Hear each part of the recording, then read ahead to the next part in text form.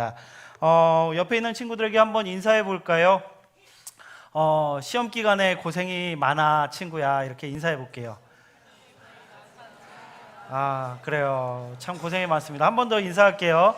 아유, 시험 기간인데 교회 온 네 모습이 참 멋있다, 이렇게 한번. 네, 아유, 시험 기간인데 우리 친구들 주일날 학원에 가는 것이 아니라 이렇게 예배 자리에 나와서 열심히 예배드리는 여러분들이 정말 그 마음을 하나님께서 받으실 줄 믿습니다. 저는 기도하고 있어요. 이왕이면 하나님, 이왕이면 주일날 예배드리러 온 친구들 시험 잘 보게 도와주세요. 그래서 다른 친구들에게, 예배 빠진 친구들에게, 야, 나 교회 나와서 예배 드렸는데 성적 더 좋았어, 그러니까 너도 와서 예배 먼저 드려라고 이야기할 수 있는 우리 친구들이 되었으면 좋겠어요. 그래서 우리 친구들 열심히 공부해야겠죠, 그죠? 네, 주일날은 예배 드리고 평소에 열심히 공부하고, 또 그래서 정말 우리 친구들의 그 노력 가운데 하나님께서 기름 부으셔서 또 좋은 결과도 있고, 또 그것으로 하나님께 영광 올려드릴 수 있는 우리 친구들이 되길 예수님의 이름으로 축복합니다. 네, 오늘 말씀은 제목이 뭐라고 나와 있죠? 나요나 기도하나요? 여러분, 무슨 뜻일까요? 나요나 기도하나요? 지금 지난주에 이어서 요나에 대한 이야기를 하고 있어요. 근데 요나에다 앞에다 나를 붙였어요. 이게 무슨 의미일까? 나요나. 요나의 삶이 나와 참 비슷하다라는 생각이 들어요. 우리 친구들의 모습과 요나의 모습이 너무나 비슷해요. 그래서 나요나, 요나가 바로 저입니다. 그런 마음으로 한 달 동안 우리 친구들이 말씀을 함께 들었으면 좋겠습니다. 여러분, 보양식 좋아하시나요? 보양식 좋아해요? 진짜 좋아해? 여름철에 보면 여름철에 초복이 있고 중복이 있고 말복이 있다 그래가지고 그때마다 사람들이 보양식을 먹으려고 막 보양식점을 찾아다니는 것을 볼 수 있습니다. 기력이 셌을 때 그런 건강식을 먹고 힘을 내고자 그런 보양식을 먹게 되는데요. 여러분들이 좋아하는 보양식이 뭐가 있어요? 삼계탕. 삼계탕 맛있지. 맞아. 삼계탕. 또 염소탕. 네, 염소탕이 나와요. 또 보신탕? 보신탕 손 들어봐. 솔직히 나는 보신탕 좋아한다. 나는 보신탕 좋아한다. 솔직히 손 들어봐. 내가 왜 손 들고 있지? 저는 좋아합니다. 개인적으로 참 좋아하는데 한동안 안 먹고 있는데 보신탕 참 맛있는 것 같아요. 저는 그리고 개인적으로 삼계탕 되게 좋아해요. 삼계탕을 좋아해가지고 맛있겠죠. 이 삼계탕을 복날에는 아마 사람이 너무 많아서 못 가고 지나서 아니면 조금 전에 삼계탕을 이렇게 먹게 되는 것 같아요. 그래서 우리 전도사님들 여름 사역 열심히 하셨는데 전도사님들 좀 응원하고 또 체력 좀 이렇게 키우기 위해서 저희가 지난주 화요일에 교육자들과 함께 삼계탕을 먹으러 갔다 왔습니다. 전도사님들 맛있었나요? 네, 진짜 대답. 심현석 전도사님이 대답을 안 했어. 좋아요. 다음부터는 전도사님 빼고 가는 걸로. 너무 맛있게 먹었어요. 삼계탕이 참 맛있는 것 같아요. 우리 친구들 혹시 이번 주에 식사 시그널 신청해서 저를 뽑힌, 뭐라 그래야 돼? 하여튼 네, 우리 친구들이 그게 꽝이라고 이야기하는 친구들이 있는데, 목사님 걸리면 꽝이다 막 이런 친구들이 있는데, 네, 저를 뽑은 친구들은 이번 주에 제가 삼계탕을 사드리도록 하겠습니다. 맛있는 삼계탕 집에 가서 함께 삼계탕 먹으면서 이야기를 나눴으면 좋겠어요. 어쨌든 여러분, 보양식을 먹으면 어떻게 되죠? 그냥 맛있고 끝이야? 힘이 나죠, 그죠? 보양식을 먹고 나면 힘이 나요. 뭔가 이렇게 힘들다 하다가 보양식을 딱 먹고 나면 온몸에 힘이 납니다. 그래서 여름에 사람들이 지쳤을 때 보양식을 먹고 힘을 낸다라고 이야기를 해요. 근데 여러분, 만약에 이렇게 몸이 막 힘이 들 때 보양식을 먹으면 힘이 나는 것처럼 이 마음이 힘들 때, 이 영혼이 힘들 때, 우리 살아가다 보면 정말 너무 지칠 때가 있잖아요. 그럴 때 먹는 보양식이 있으면 얼마나 좋을까? 그런 생각 안 해봤어요? 신구약. 맞아요. 신구약도, 성경 말씀도, 이 말씀도 우리에게 너무나 큰 보양식이에요. 맞아요. 그리고 또 하나의 보양식이 있어요. 뭘까요? 우리의 영혼의 보양식. 우리가 정말 이 마음이 너무 힘들고 지쳤을 때 우리에게 정말 최고의 이 영혼의 보양이 되는 이 영혼의 보양식이 있습니다. 그게 뭘까요? 오늘 요나가 했던 건데 뭐죠? 맞아요. 기도예요. 기도는 영혼의 보양식입니다. 우리가 정말 이 마음이 지치고 힘들고 완전히 좌절했을 때 우리가 기도하면 정말 신기하게도 하나님께서 주시는 힘이 생겨나고 우리가 정말 이 어려움들을 이겨낼 수 있는 그런 영혼의 힘이 생긴다라는 거예요.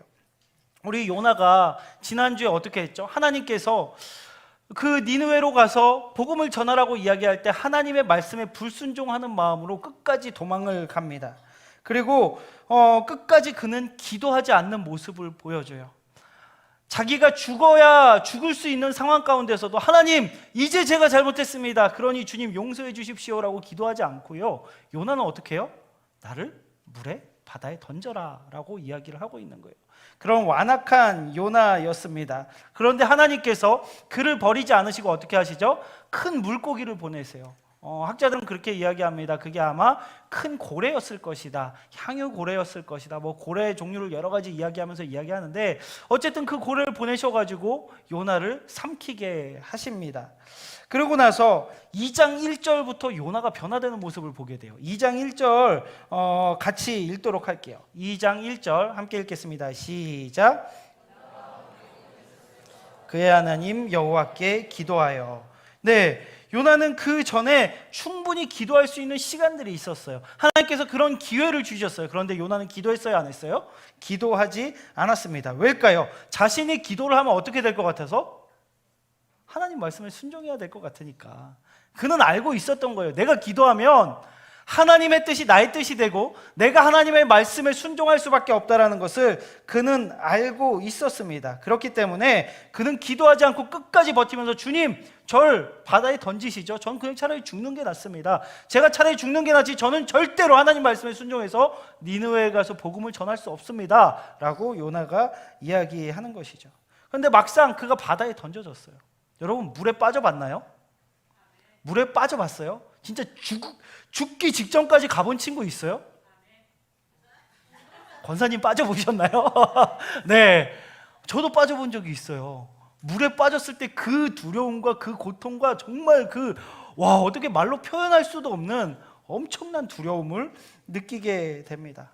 요나가 그런 두려움 가운데 아마 고통스러워했을 거예요. 그 순간 무언가 와서 자기를 삼켜요. 근데 여러분, 우리가 말씀을 아니까 큰 물고기가 와서 요나를 삼켰다. 요나가 3일 동안 그 뱃속에 있었다. 그러다가 하나님께서 토해내게 하시자 그 요나를 물고기가 토해냈다. 그래서 살았다. 이 스토리를 우린 알잖아요. 근데 여러분, 그 어두움 속에서 바다에 빠져서 아무것도 보이지 않고 죽을 것 같은데 뭔가 자기가 물고기 뱃속에 들어갔다는 걸 알까요? 모를까요? 알 리가 없죠. 어떻게 알겠어요? 뭔가 그냥 나 이제 죽는 거다, 너무 힘들다. 근데 뭔가 뭐지? 갑자기 숨을 쉴 수 있고 이게 무슨 상황인지 어떻게 알겠어요? 내가 물고기 뱃속에 있구나. 하나님께서 나를 물고기 뱃속에 보내셨구나. 그 순간 깨달을 수 있었을까요? 저는 아니라고 생각합니다. 악취가 났겠죠. 여러분, 정말 그 안에 위장 속에 들어갔을 때 어떻게 살아남았는지 저는 정확히 잘 모르겠어요. 말씀 가운데 그렇게 됐다라고 하니까 저는 믿고 있습니다. 어쨌든 그 뱃속에 들어갔다면 썩은 내가 진동을 했을 거예요. 빛은 하나도 없을 거예요. 칠흑 같은 어둠 속에서 썩은 내가 진동하는 상황 가운데 도대체 이것이 어떻게 된 것인가? 그는 여러 가지 많은 고민이 됐을 것입니다. 그런데 그가 아무것도 보이지 않는 그 어둠 속에서 썩은 내가 진동하는 그 상황 가운데서 방금 전까지만 해도 죽을 것 같았던 그 고통 가운데서 잠시 숨을 쉴 수 있게 된 그 상황 속에서 요나가 했던 게 뭔가요? 그는 기도를 했다라는 것입니다. 2절에서 3절 말씀을 함께 읽을게요. 2절에서 3절 말씀 함께 읽겠습니다. 시작.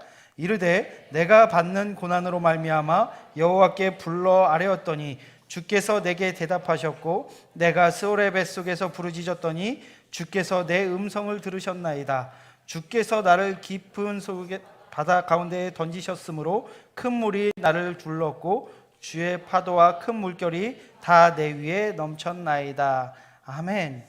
자신이 고통 중에 하나님께 기도했더니 주님께서 응답하셨고 주 앞에서 쫓겨난 자신이 이제 주님의 거룩한 성전을 보기를 원한다라고 기도를 하고 있는 거예요. 여기서 스올이라고 표현했는데 이 스올이요, 지옥 지옥을 의미하는 거예요. 내가 지옥 가운데 떨어졌다라고 생각하고 있는 거예요. 그 속이 지옥과 같다. 아무것도 보이지 않고 정말 그 악취로 가득한, 정말 이 속이 무언지 아무것도 모르는 이 상황 속에서 자신이 지옥에 떨어졌다라고 생각을 하고 있는 것입니다. 그 가운데 하나님을 찾고 하나님께 기도했던 거예요. 하나님께 기도하자 그가 하나님을 바라보기 시작합니다. 하나님의 마음이 느껴지기 시작하는 거예요. 여러분, 혹시 여러분의 삶이 지금 이 칠흑 같은 어둠과 악취가 나는 이런 상황들 가운데서 고통스러워하고 있는 친구가 있진 않습니까? 저는 우리 친구들하고 이렇게 한 명 한 명 만나서 이야기하면 우리 친구들이 저와 막 이런저런 이야기들을 하면서 고민들을 이야기할 때가 있어요. 어려움들을 이야기할 때가 있어요. 괴로움들을 이야기할 때가 있습니다. 그런데 어떤 친구들은요, 그냥 웃으면서 이야기하는데 자신의 고민을 하나도 털어놓지 않는 친구가 있어요. 근데 제가 그 친구의 이야기를 다른 분께 들었거든요. 아무 이야기를 안 하고 재밌는 이야기만 하는 거예요. 그런 친구들이 있어요. 왜 그럴까요? 왜 그럴까요? 자신의 그 아픔을 공감하지 못할 거라고 생각을 하고, 혹시나 그것이 자신이 놀림거리가 되진 않을까 생각이 들기도 하고, 여러 가지 많은 이유 때문에 이야기를 못하는 친구들이 있는 것 같아요. 그리고 또 그런 친구들도 있었어요. 야, 내가 너 그런 얘기 들었는데 왜 아무 얘기도 안 해? 라고 이렇게 물어보면, 목사님, 제가 그런 이야기를 해보면 어른들은 보통 그렇게 이야기를 한대요. 야, 그건 고생도 아니야. 그건 힘든 일도 아니야. 나중에 어른이 돼봐. 야, 너네가 지금 겪는 일들은 어른들이 겪는 그 세계에 비하면 아무것도 아니야. 야, 감사한 줄 알고 살아. 이런 이야기를 몇 번 듣고 나니까 자신의 그 어려운 상황들을 목회자에게 아니면 선생님들에게, 부모님에게, 어른들에게 이야기하지 못하겠다라고 이야기하는 친구들의 이야기도 들었습니다. 여러분, 고통은 상대적인 거죠.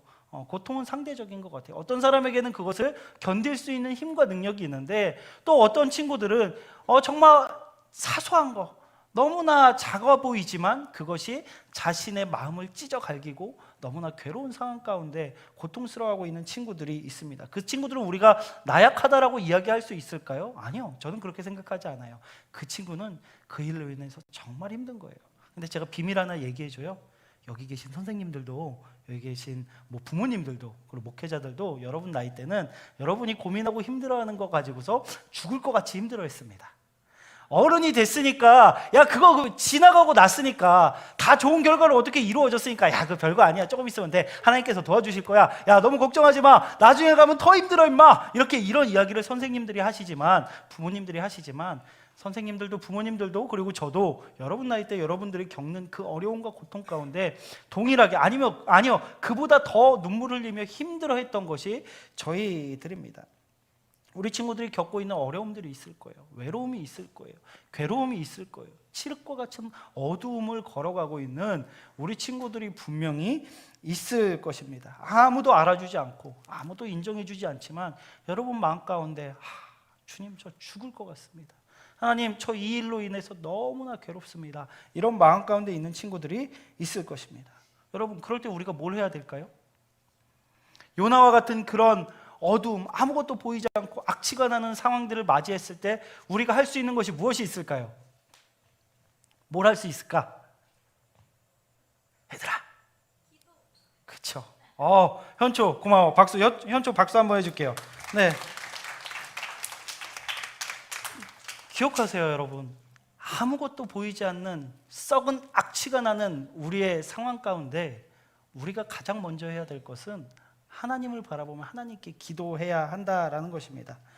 아무것도 보이지 않을 때, 정말 너무나 힘들 때 우리가 하나님께 간절한 마음으로 기도해야 한다는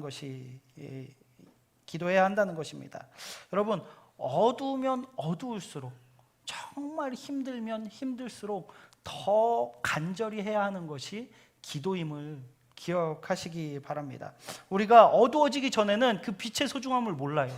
우리가 정말 힘들어지기 전에는 하나님의 필요를 느끼지 못할 때가 너무나 많이 있어요. 왜요? 그냥 적당히 살아도 다 잘 되니까, 괜찮으니까. 그런데 정말 그 어두운 상황 가운데 우리가 처했을 때 우리는 비로소 깨닫게 되는 거예요. 주님의 그 한 줄기 빛이 없이는, 하나님께서 비춰주시는 그 은혜가 없이는 우리는 살아갈 수 없구나. 그것을 경험하게 됐을 때 우리는 주님 앞에 엎드리게 되는 것입니다. 그래서 주님 앞에 요나처럼 하나님께 기도하게 되는 거예요. 주님 살려주시옵소서. 주님 도와주시옵소서. 우리 4절 말씀을 함께 읽을게요. 4절 말씀 시작. 내가 말하기를 내가 주의 목전에서 쫓겨났을지라도 다시 주의 성전을 바라보겠다 하였나이다. 여러분, 기도를 하면 신기한 일이 생겨요. 어떤 일이 생길까? 기도를 하면 어떤 일이 생기죠? 기도를 하면 우리의 시선이 바뀝니다. 자, 따라해 봅시다. 기도하면 시선이 바뀝니다. 네, 신앙은 시선의 문제라는 걸 우리 친구들이 기억해야 돼요. 기도를 하면요, 우리의 시선이 바뀌어요. 기도를 하면요, 기도하지 않을 때는 악취나는 그 상황들이 보여요. 기도를 하지 않으면요, 그 어두운 상황들이 보여요. 그래서 더 힘들고 더 고통스럽고 더 눈물 나는데요, 기도하면 우리의 시선이 바뀌는 거예요. 그 깜깜한 상황 가운데 나를 바라보시고 나와 함께 하시고 나를 인도하시는 그 하나님이 보이기 시작하는 것입니다. 우리는 기도함으로 우리의 시선이 바뀌어야 합니다. 우리가 기도할 때 하나님의 은혜가 보이기 시작하고 내 손을 붙들고 계신 그 어둠 속에서 그 악취나는 상황 가운데서 나의 손을 붙들고 계신 그 하나님이 보이기 시작한다라는 것입니다. 그래서 우리는 기도해야 되는 거예요. 요나도 자신만을 바라보다가 하나님을 바라보게 됐습니다. 기도하면서 시선이 변하고 시선이 변하니까 어떻게 돼요? 그의 감정이 변하기 시작하는 거예요. 자, 다시 한번 따라해 볼게요. 기도하면 시선이 바뀝니다. 시선이 바뀌면 감정이 변합니다. 정말 죽을 것 같고 너무 힘들고 괴로웠던 상황들이 주님께서 지금 나와 함께 하시는구나. 하나님께서 내 손을 붙들고 계시구나. 그러면 다시 일어날 수 있겠구나. 하나님이 나를 지켜 보호하시는구나. 이 상황이 너무 힘들지만 이길 수 있겠다. 하나님께서 도와주시겠구나. 이 믿음이 생겨나는 거예요. 그 감정의 변화가 일어나기 시작하는 겁니다. 그러면서 마음이 평안이 느껴지는 거예요. 6절 말씀에 이렇게 기록하고 있습니다. 내가 산의 뿌리까지 내려갔사오며 땅이 그 빗장으로 나를 오래도록 막았사오나 나의 하나님 여호와여 주께서 내 생명을 구덩이에서 건지셨나이다. 아멘. 요나는 기도하면서 하나님께서 자신을 살리신 것을 확인하고 이곳이 지옥이 아니라 하나님의 은혜이구나. 하나님께서 나를 그 지옥으로부터 건지셨구나. 나는 너무나 완악하고 더럽고 하나님의 말씀에 불순종하면서 그렇게 도망갔지만 하나님은 나를 포기하지 않으시고 나를 구해내셨구나. 하나님 감사합니다. 이렇게 기도하고 있는 거예요. 그 마음 가운데 평안이 생겨나기 시작한 것입니다.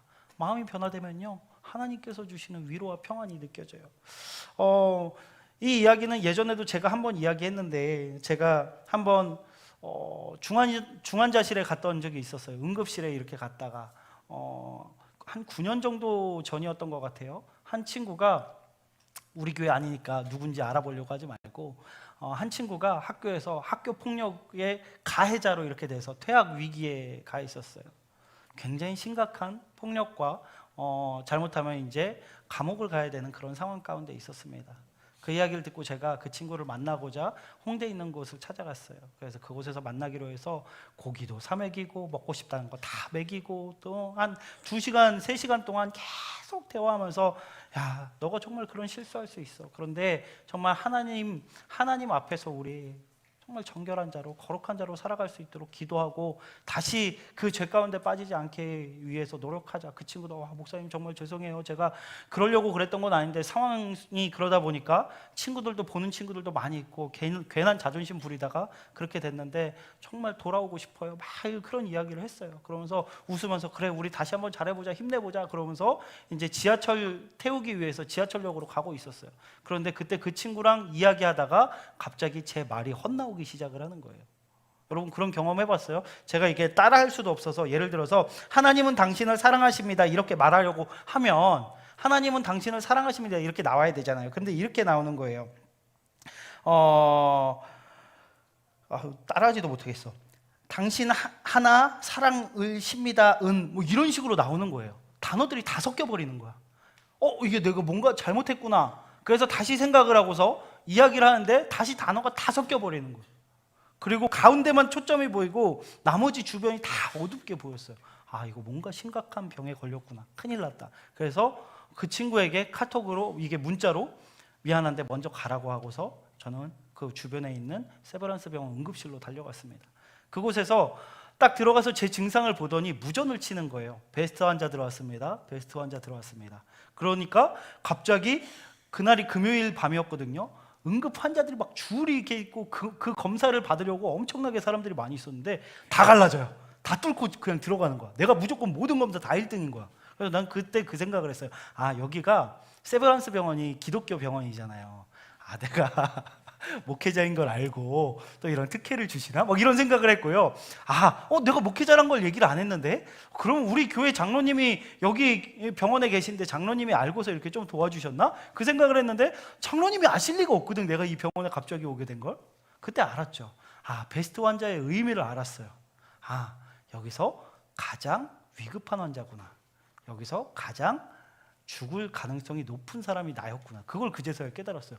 너무 무서웠습니다. 하루아침에 신방하다가 말고 응급실에 가서 이 사람 죽을 수 있다는 이야기를 들었을 때 여러분 어떤 마음이 들겠어요? 3일 동안 중환자실, 집중 24시간 집중 치료실이라고 있는데 뇌졸중 환자들이 이렇게 모여 있는 곳이에요. 거기에서 3일 동안 1시간에 한 번씩 검사를 받으면서 3일간 그 자리에 있었습니다. 여러분, 누워 있는데 갑자기 막 사람들이 와가지고 그 방의 맞은편에 있던 어르신을 막 심폐소생술을 해요.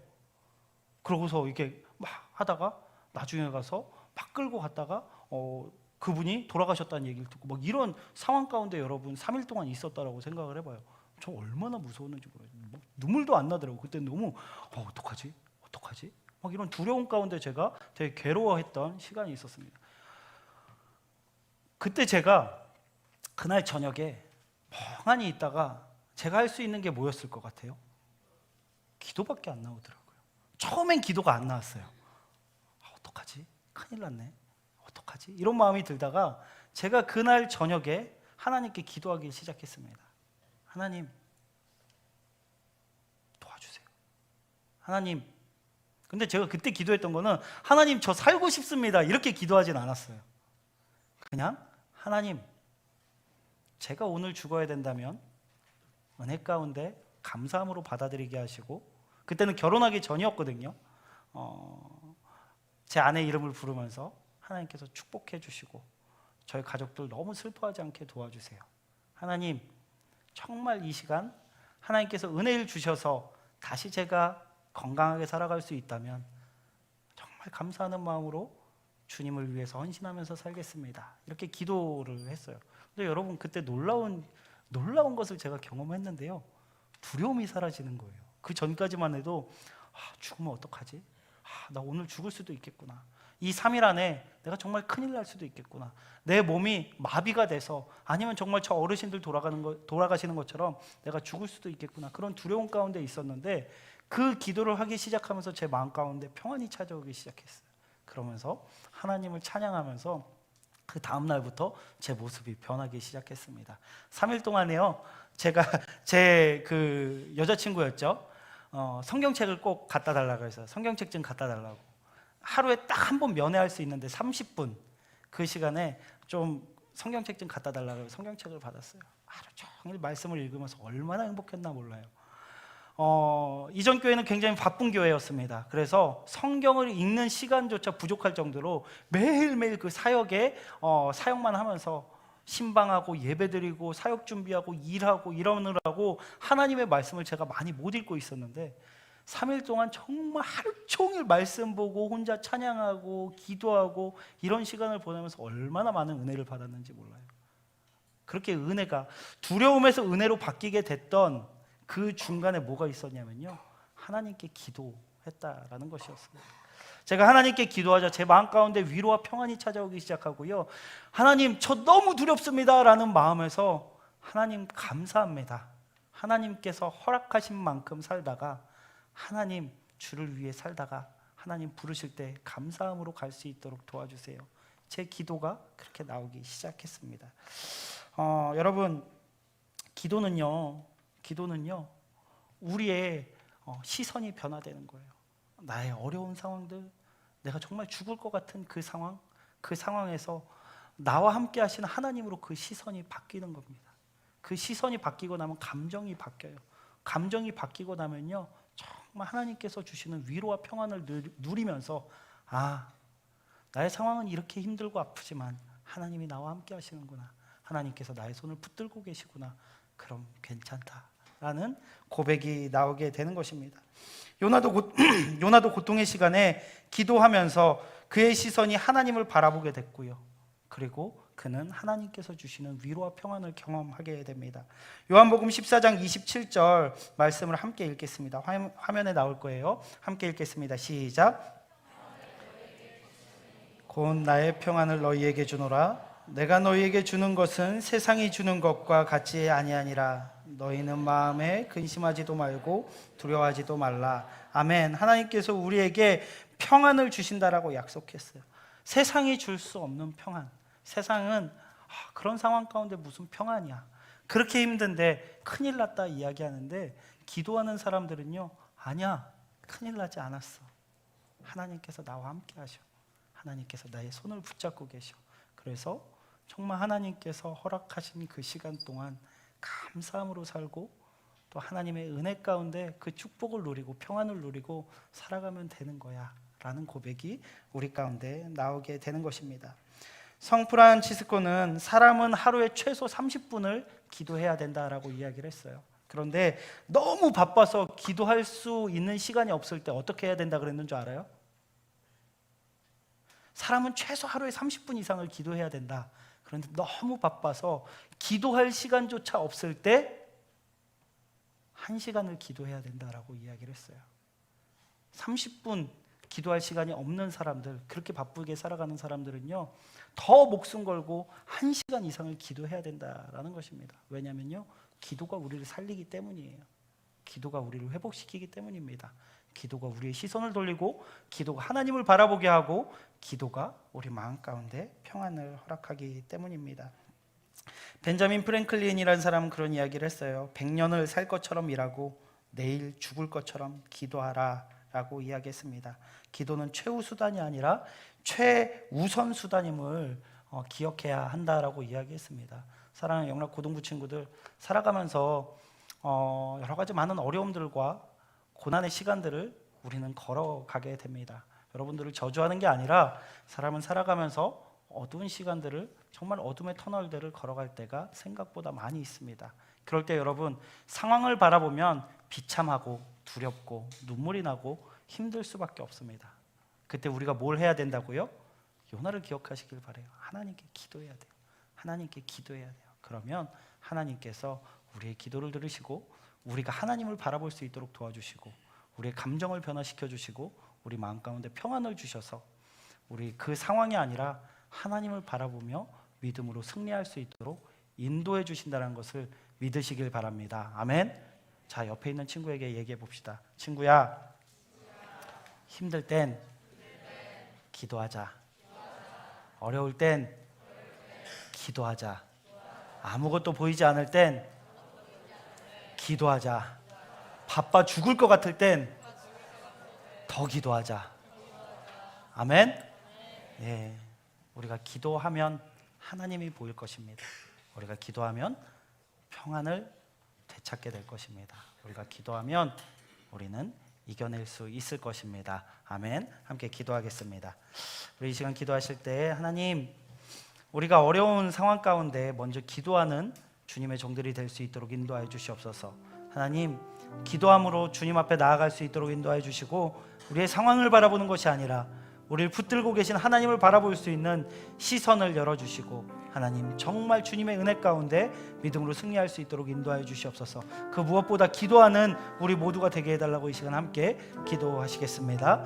하나님, 저희가 기도하기를 원합니다. 하나님, 어떠한 상황 가운데서도 믿음으로 기도하게 하여 주시옵소서. 아버지, 아무것도 보이지 않을 때 하나님을 바라볼 수 있도록, 우리의 영안이 열릴 수 있도록 하나님, 기도하는 저희들이 되게 하여 주시옵소서. 하나님께서 저희와 함께하여 주셔서 하나님 기도를 쉬지 않게 하시고 언제나 기도함으로 우리의 마음이 하나님께로 맞춰질 수 있도록 주여 역사하여 주시옵소서. 하나님께서 주시는 위로와 평안을 경험하게 하시고 믿음으로 승리할 수 있는 승리의 확신도 허락하여 주셔서 아버지 좌절하고 낭망하는 것이 아니라 기쁨으로 감사함으로 하나님께로 나아갈 수 있는 우리 모두가 될 수 있도록 인도하여 주시옵소서.